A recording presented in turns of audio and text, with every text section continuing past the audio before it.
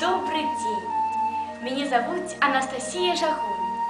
Я вучениця 8 класу середньої школи номер 1 города Щучина. Пропоную послухать вірш Максима Богдановича «Слуцкие ткачихи».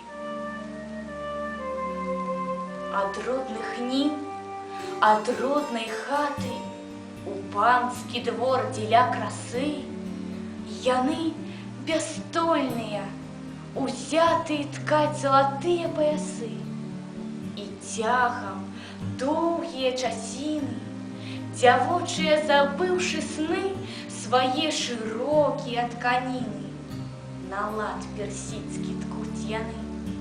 А за стеной смеется поле, зияя небо за окна, и думки мкнутся мимо воли туды, где расцвела весна, где блища збожжя в ясной дали синеют мило васильки, холодным сребром зяють хвали між гор лівчись раки, тямніє край зубчатий бора, і че забившися рука заміж персидського узора цвяток родів Василька.